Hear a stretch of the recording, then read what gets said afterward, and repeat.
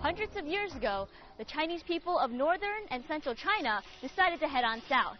And their first stop was Shaoguan of Guangdong province. And you see, with their rich historical and cultural heritage, they shaped and were shaped by the local landscape. Today, even the ancient trees and the lands and the water flow remind us of the city's long history. And that's exactly why we're here today. I'm Yin, and welcome to Travelogue. Just take a look for yourself. Shaoguan is a city blessed with a beautiful natural landscape. It's situated in the hilly northern part of Guangdong province, just about 3 hours north of Guangzhou by car, bus, or train. Here, the Wu and Zhen rivers join up to create the North River, which flows south to Guangzhou. This is a city inspired by water, a city whose long historical current can be traced all the way back to the origins of the Guangdong people.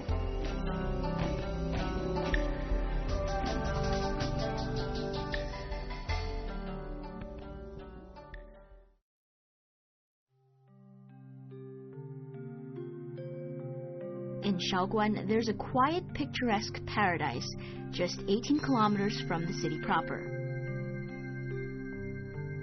What you see here are not your typical mountains. The caves at Lion Rock were once the home of people way back in the Stone Age. And back then, Maba Man, as they are known, looked a little like this. The remains of Maba Man were discovered accidentally in 1958 by some local farmers. I bet 60 years ago, the guy who discovered this cave knew not what he was getting into. Well, what he did discover was a cave with the remains of our ancestors, Maba Man, from over 130,000 years ago. And from these remains, we get a better understanding of what life was like for him, and also possibly learn about our own past and future.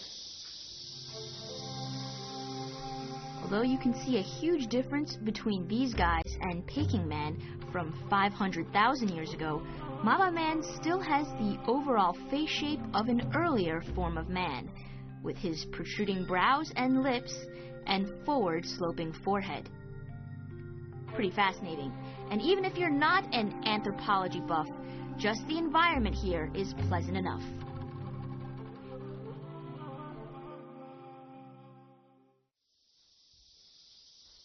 Besides checking out early civilizations, people come to Shaoguan to visit Nanhua Temple, which is a center of Chan or Zen Buddhism.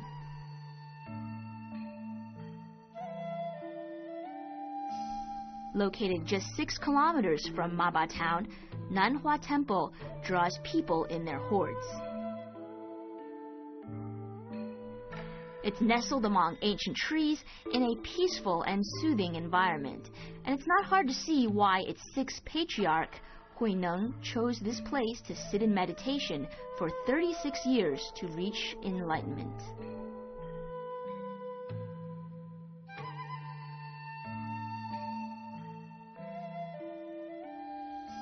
You see, the wonder of Chan Buddhism lies in its underlying concept. Now, before it was formally established over 1,000 years ago, there were different sects of Buddhism, and some emphasized the importance of cleansing the human spirit of impurities. Instead, the Chan Buddhism stressed the importance of enlightenment, and this was this concept of being pure in the first place. It was a higher realm of being. And thus later on, Chan Buddhism took over the entire country as the most important form of Buddhism, and still runs strong today.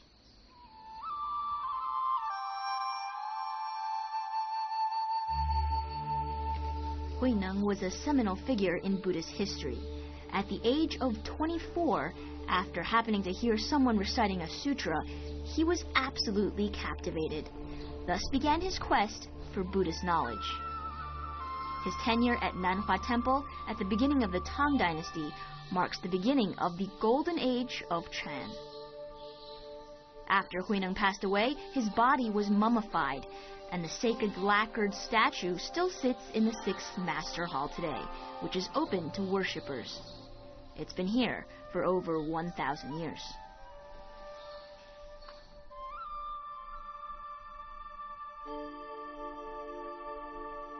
Nearly all of what we know about Huineng is recorded in the Platform Sutra. This is a collection of talks given by the 6th Patriarch and is the standard work of Chan literature. Its passages are still discussed and used as teaching material in all schools of Chan.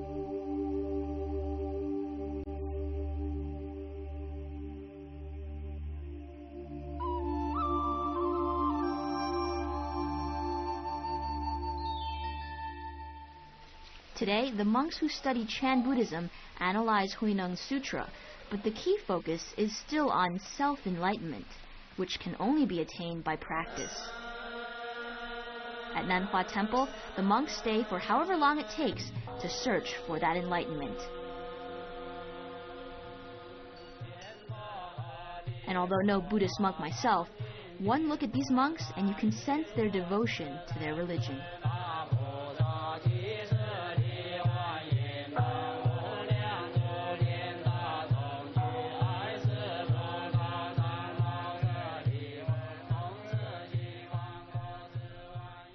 As we move further on, we reach the back of the temple. There's a Jiuquan fountain here, which is a clear stream that's been running through the temple year after year.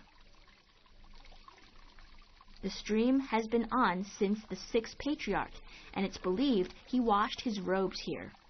It's also recommended that you wash your hands and face before burning incense and praying. Wow.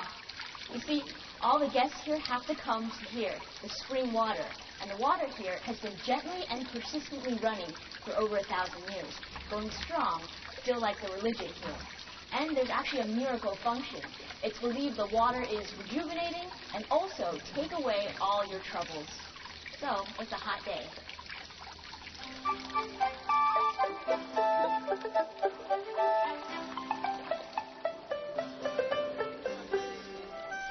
After tasting the water, I can't say I feel ages younger, but it sure is crisp and refreshing. Many visitors bottle some of this pure and ancient water to take home. Now, these waters are still nurturing all the life here, just as they did 1,000 years ago.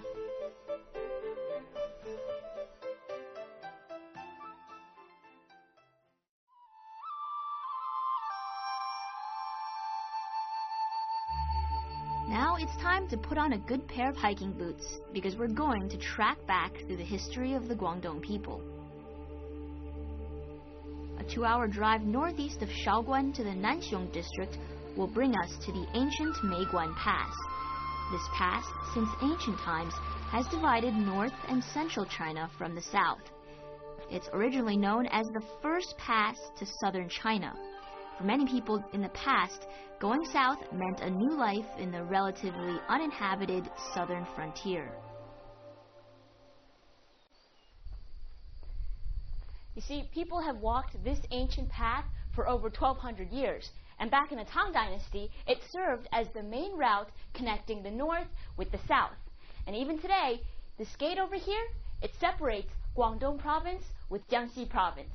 On the walls and on the ground, we can see remnants of the past because they pay witness to history.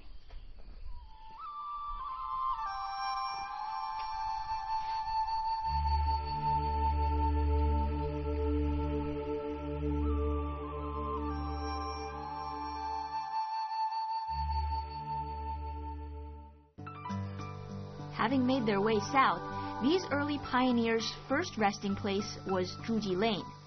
This was a true melting pot, where north met south and people from different places became neighbors.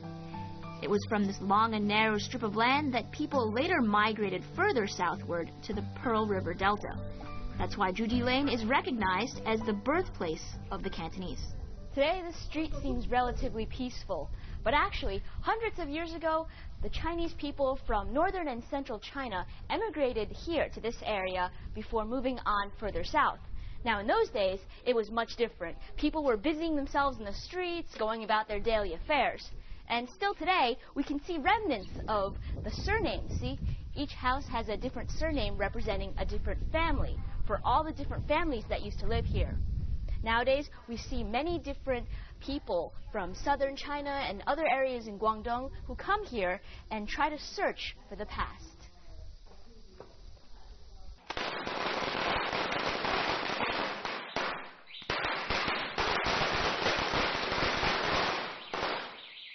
Today, people come to Zhuji Lane to commemorate their ancestors and search for their roots. Here, there are ancestral homes belonging to 100+ different families. People can find their family names and trace their history, pay respects to the ancient, and donate money to maintain these homes. Most interesting, however, are what appears to be ancient books. They're so old, I don't dare to touch them. Look at these old books. Well, they're not really books. Actually, they're historical records of a family's past, where the ancestors were from, how many children they had, what their names were, and what they did and accomplished within their lives. And you see, these are of the Guo family, and you can find hundreds of years of history inside these ancient books. You see, even the tops are probably burnt, or they've been through floods or different natural disasters, but they've made it up until today. And that's why many people actually come to this street, to find out the history of their ancestors and to learn about their past. Look at this book.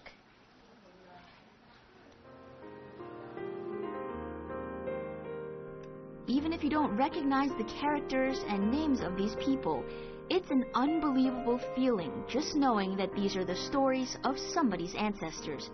Now imagine what it would be like if you did find the name of a certain great-great-grandfather. Nowadays, most people have migrated away from Zhuji Lane, particularly the young. However, the cobblestone lanes, weathered walls, and ancient waters give Zhuji a certain old-world charm.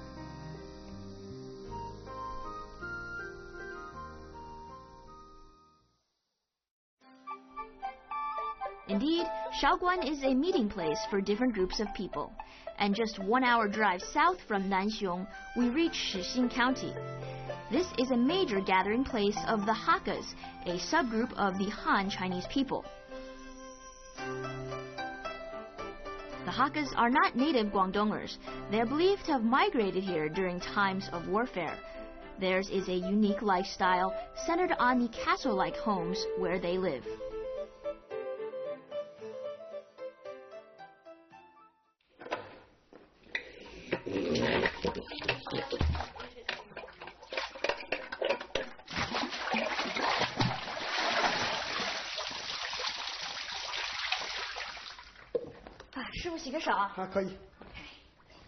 Whew, that's refreshing. You might be wondering why there's a well right in the middle in the inside of the encircled house. Well, believe it or not, it's the wisdom of the ancient ancestors. They believed that water represented wealth. And so this well here is filled with money. And so when you get the bucket and get your water, it's like getting a big dig of gold or something like that. Even in the structure of the building here, up there, you see it's open top. So all the rain and the wealth can flow right on into the household and stay within its borders. And throughout the side, you can see these little round tokens, which also represent monetary wealth. These tokens can be found in all these places around the house. The Hakka people live together in their multi-storied fortified houses, like the one at Donghuping. A house usually holds several dozen to 100 families. But for me, the structure offers a cool place to get away from the summer heat. A natural air conditioning system. Actually, if you look on the two sides, it's a poem. Chinese people often do this at their doors in order to represent a lot of fortune and prosperity. And also other symbolic meanings. Up here, if you look, you'll notice that there's actually something very wrong with the poem. And that's, if you can read Chinese, one character is written wrong on purpose. Now, the reason people in the past did this was to remind their sons and daughters of the future to learn how to read and write and get a good education so they can figure out which word is written incorrectly. Modern people don't really need this type of fortified house anymore, but it's a special style that displays the unique customs and lifestyles of the traditional Hakka people. Perhaps it was because of their constant migrations that they felt the need to huddle together in these large villages.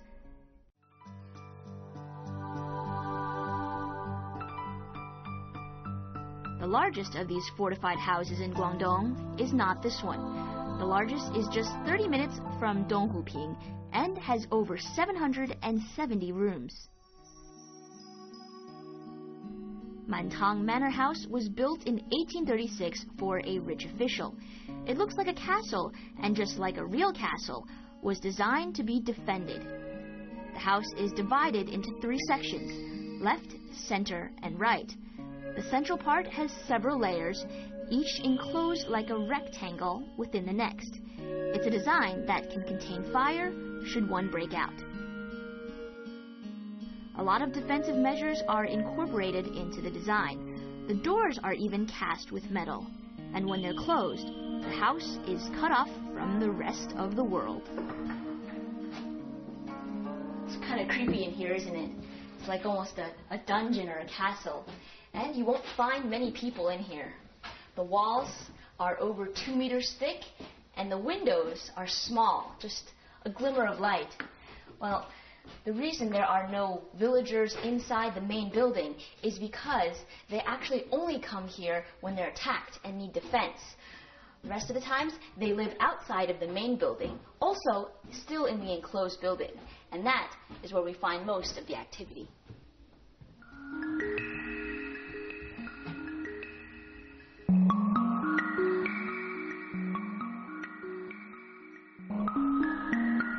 Looks a little mysterious, huh?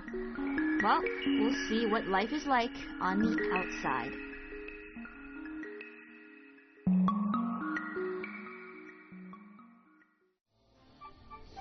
The fortified house is almost a symbol of the Hakka people. It's the center of life, center of commerce and production, and a repository of Hakka history and culture. Hakka in Chinese literally means guest families, so even the name tells you that they are not Guangdong locals, but migrants from northern China who originally fled the social unrest and upheavals caused by war and famine. Today, they still observe their unique lifestyle and customs, and that includes living in their special homes. It's one big happy family. When you stroll through the Hakka houses, one thing you're bound to notice is the local staple food. Can you guess what it is?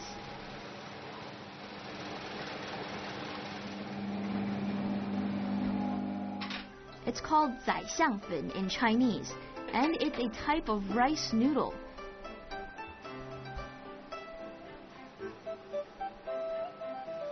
The name 宰相粉 translates as Prime Minister Noodle.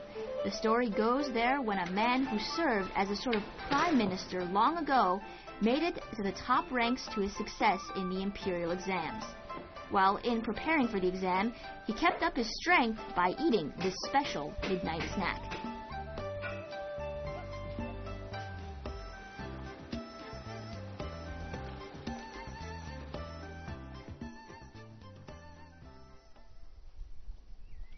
And there it is, 宰相 noodle. And you see, from this moist noodle, we get the final product, this dry noodle. And I see this type of dry noodle is very convenient to carry along on trips. And that's exactly why it was first created in the Tang Dynasty. Sort of like instant noodles. Very delicious local snack. 宰相 noodles are easy to cook. Just boil them up for a few minutes and they're ready to serve. On their own, they don't have much flavor, but add a little seasoning or stir-fry them with some vegetables or meat, and you have a delicious dish. Something the people here have been eating for hundreds of years. Back near the center of the city, a good place to relax is Haoxi Hot Springs Resort. Just one look at this place and you'll want to hang your hat and call it a day. Prices are good too. Expect to pay around 100 to 200 RMB for a room on the weekday or 300 RMB at the weekend. Of course, it also depends on the type of room you choose. There are also luxurious guest rooms and villas.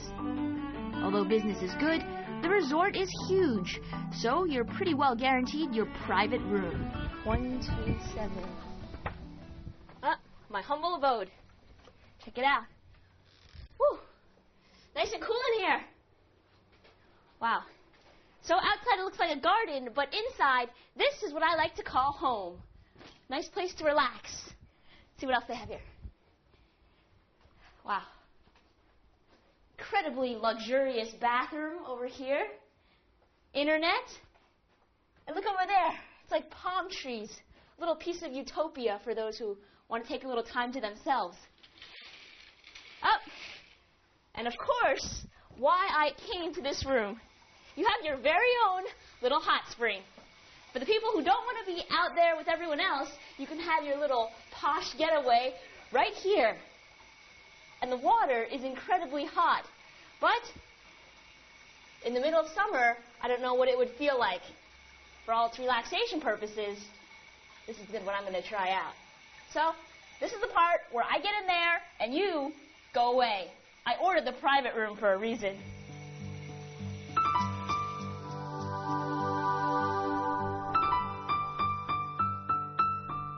Or if you want to get a little further from the city, a 30-minute drive will bring you to Fengwan Hot Springs, a larger spring resort that's tucked away in the mountains.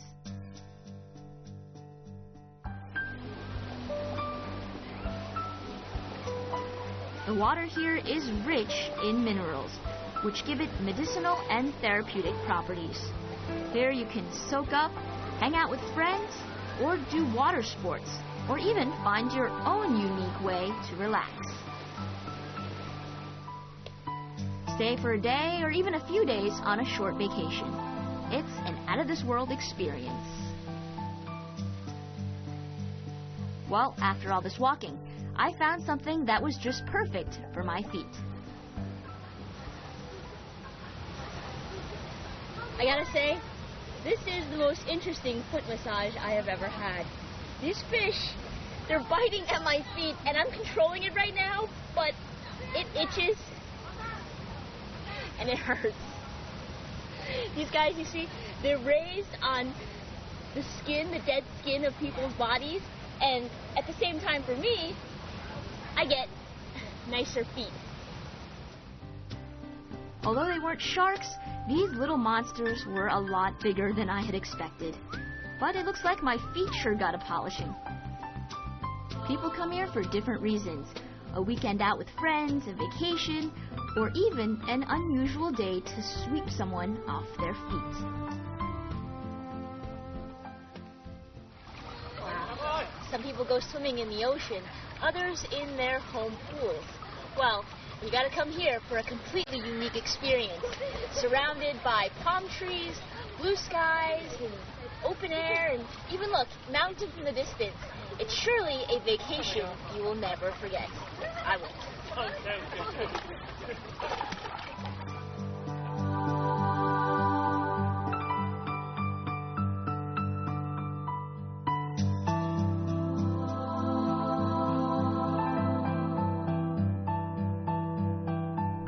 Shaoguan is a relaxing place. From the people here to the environment, there's something for everyone, and a few days here will be exactly what you're looking for.